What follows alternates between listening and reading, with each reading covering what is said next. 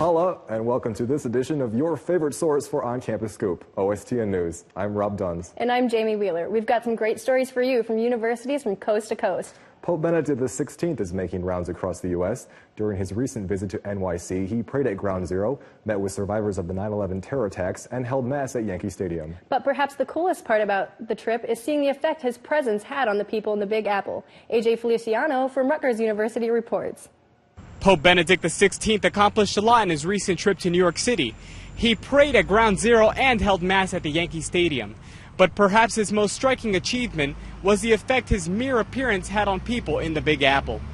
Thousands of people lined Fifth Avenue in hopes of catching a glimpse of the Holy Father after he conducted a Mass at St. Patrick's Cathedral. Many in the crowd, like Carmen Nieves, felt that this once-in-a-lifetime chance to see the pontiff was too special to miss. Something that you feel inside that is like spreading heaven in earth. Sister Elizabeth Castro believes the former Cardinal Ratzinger's journey had wider meaning. He comes to unify the nations. He comes to bring peace to the world. I think for everyone, and if we look around us, there are people of all nationalities. They come to see him and listen to his message. But not everyone agreed with the church's message. Over 50 protesters demonstrated against Benedict's presence. Marcos Garcia feels that some of the church's actions don't agree with its teachings. What we know it's the problems that are being seen right now, such as the sexual abuse of children and women. Perhaps the Pope's most significant decision on his trip was to confront the church's child sexual abuse scandal head on. He apologized to victims of abuse and their family and promised that changes would take place. Benedict's act of contrition struck a chord with Melissa Barth. I think that it is a very bold and aggressive statement, and it shows that we're addressing it, to the point, and we're not just skirting around the issue. I think that it's a very important issue, and I think that it's isolated to certain people, and I think that there's bad people in every religion. Pope Benedict XVI's visit was part of his effort to revitalize the connection between America's Catholics and the Vatican. His very presence brought together people of all faiths in hope and in prayer. From Rutgers University, I'm AJ Feliciano reporting for OSTN News. Realistic ringtones, text messages, emails, you can even get your fave TV show right on your celly. It's hard to imagine life without one, but some scientists warn cell phones pose more of a risk to users than BlackBerry thumb. You know, the cramping you get from scrolling all the time. Arizona State University's Max Pagel tells us more about the hidden cell phone dangers. They have become a staple of American culture, but just as cell phones are now your greatest necessity, some believe they may also place you in grave danger. I'm trying to start to, with my clients, create more awareness about it, because I really believe it is a threat. His clients call him Dr. Will, a California-based microbiologist who claims that cell phone usage may lead to cancer.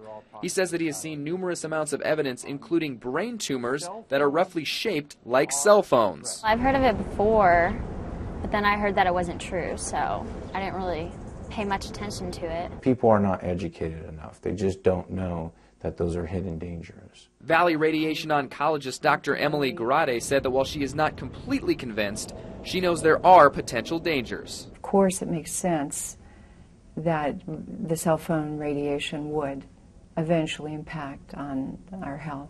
One thing they do agree on, though, is that using cell phones could be very dangerous for children.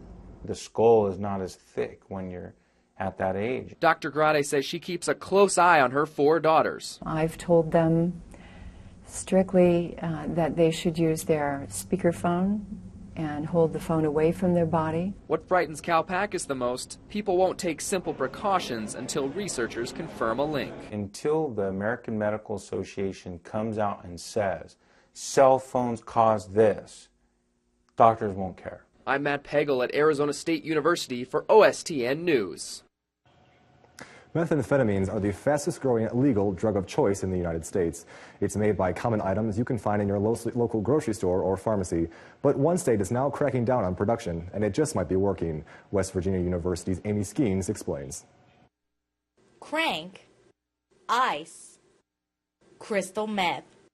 They're all popular names for a drug called methamphetamine, and it's considered by many to be the biggest problem drug in West Virginia. There's not a person in the state of West Virginia or the United States of America that does not know somebody in their immediate family or extended family or a close friend that has not been affected by illegal drugs. Nobody. Now, when you have that type of a situation, as extensive as that is, you've got an epidemic. Many shoppers are used to seeing precautions, just like this one, to prevent the use of over-the-counter cold medicines in methamphetamine. But did you know that many other easily attained household items are also common ingredients?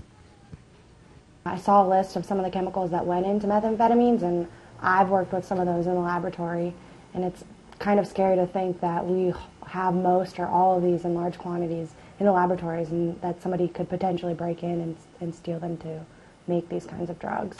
That's why the West Virginia State Legislature just passed a bill making the possession of some elements of methamphetamine a misdemeanor offense. The bottom line is we're putting more money towards drug enforcement, fighting the drug wars that we have, and it's a war that we can't lose. From West Virginia University, I'm Amy Skeens for OSTN News. Coming up, we'll show you what's big, giving, and happening across the country. Plus your campus countdown. You don't want to miss it.